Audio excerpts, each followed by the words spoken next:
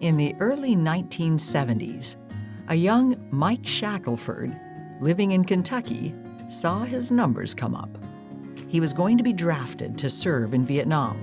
He'd been evaluated and was waiting for his orders when President Richard Nixon canceled the draft.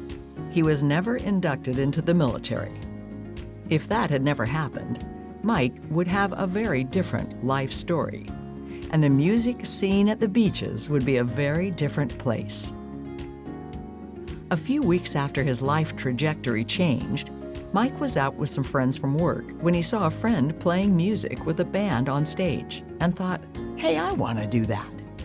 Mike had grown up loving music, from his earliest childhood memories singing in the Christmas pageant choir at Danville, Kentucky Center College, where his grandmother worked, to singing in the car with friends, to watching the Beatles play and fantasizing about singing in a rock band.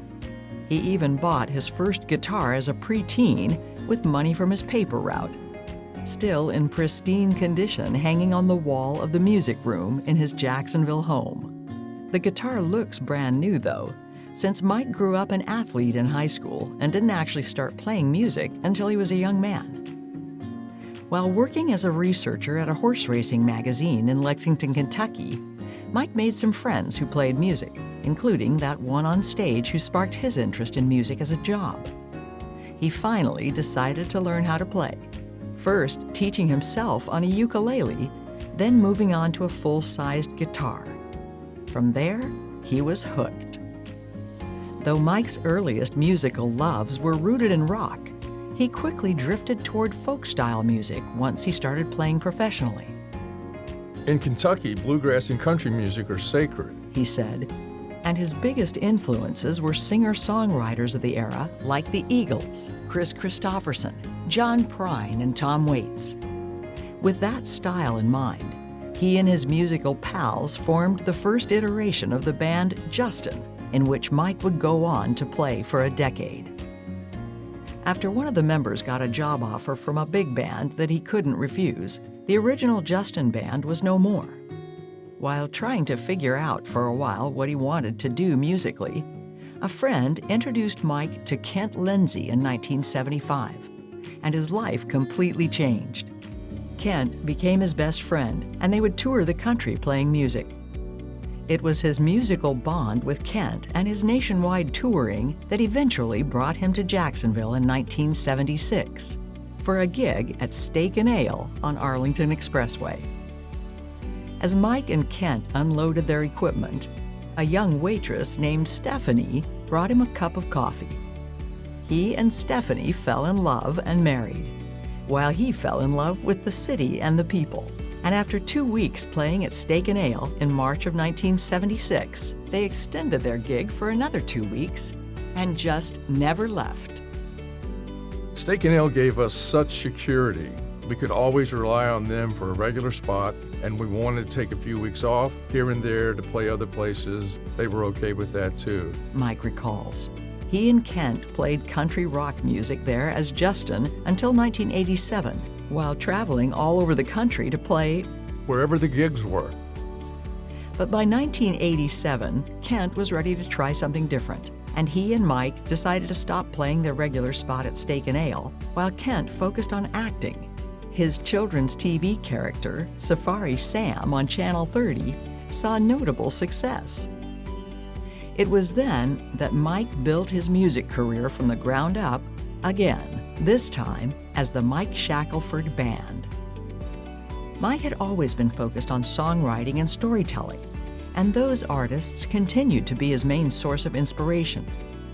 An audience member even told Mike and Kent once at a Steak and Ale show in the late 70s, "You guys remind me of this singer from New Jersey, Bruce Springsteen. Ever heard of him?"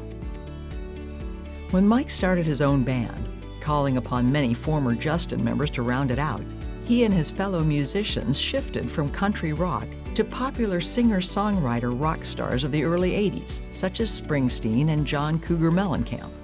But Mike always wrote his own songs too, and when his band started becoming a staple of beaches, clubs, and restaurants, it gave Mike the opportunity to play his own songs as well as cover songs of the musicians who inspired him.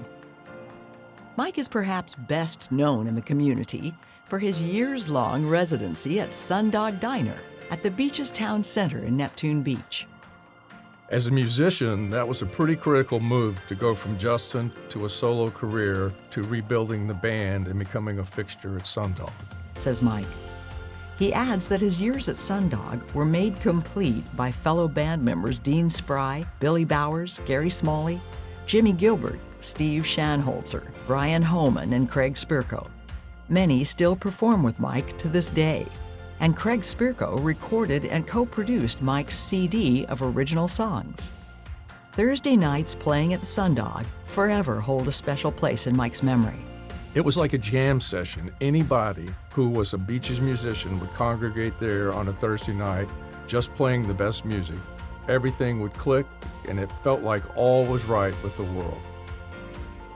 As Mike and his band's popularity grew, he started getting booked for opening spots at Florida Theater and Metropolitan Park, opening for such well-known names as the Beach Boys and the Everly Brothers. He was also asked to take on a role in a legendary Beaches event that has stood the test of time, Dancin' in the Streets. Mike was a part of the planning committee for the inaugural Dancin' event, a quaint backyard party compared to the major street festival it's become. He served as musical director for the event, booking talent, producing shows, and even playing as a performer for many years. The vision of Dancing in the Streets was to take all the top performers in the area that people had to see and put them on the stage in the same place at the same time, he says. Mike's fond memories of those days include classic collaborations among some of the best local talent. During one show, he recalls, musician Noel Friedline stayed on stage playing piano while Ed Cotton of Pretty Boy Freud, along with other musicians, all joined him and performed a rendition of the Beatles' I Get By With a Little Help from My Friends. And from the stage, the whole crowd could be seen, arms linked, singing along and swaying in unison. He's also proud of booking Jacksonville-born music legend Gary U.S. Bonds in back-to-back years of the event. And here's this guy, one of Springsteen's heroes, Hall of Fame musician, and he's playing with all of us at a bar in Neptune Beach. Unbelievable. But even the lesser-known local talent of the time, Mike says, formed a special group, full of so many talented musicians in every bar and in every band that were just as good as anyone you could see anywhere in the country. Playing at venues in the community 6 nights a week, you would go to a friend's gig and they'd ask you to come up on stage and play. There was such a sense of camaraderie that was so cool to me, and that's always how I tried to approach my gigs too. If you make a living playing music, you're my brother, and you're family to me. Family is a huge part of Mike's story, and a major factor that kept him in town all these years, despite larger music markets in places like California calling his name. When his oldest child, daughter Krisha, was born in 1981, Mike knew it was his calling to be a family man. It was more important for me to be here with them and really be a dad, not a part-time dad. If I was going to leave something behind, it would be that I was a good father and a good husband. As his children, sons Michael and Tracy followed Krisha, grew up, Mike stayed true to his commitments as a family man. He got creative with how to advance his career and earn a living through music to provide for his family locally, still managing to coach their sports teams and chaperone every field trip. It was perfect. I could be there with them and do all the things during the day because I only worked at night, he says with a laugh. Mike kept writing, focusing on songs that are personal to him but contain a universal message that could directly impact any listener. A perfect example, he says, is one of his most popular original songs, I Remember You, about his late grandfather. So I was driving home from a gig at Pier 7 in Jacksonville Beach, and the lyrics just came to me.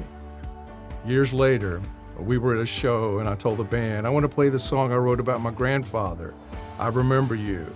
And they looked at me confused and said, that's about your grandfather? We thought you wrote that song about a girl.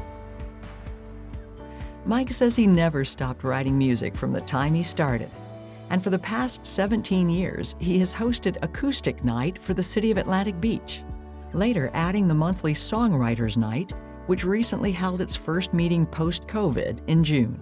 This beloved tradition, which Mike describes as a real love thy neighbor kind of event, has provided a respectful environment through which he can mentor young local songwriters, along with other songwriting nights he hosts around town. On a personal note, Mike says he's writing better now than he ever has.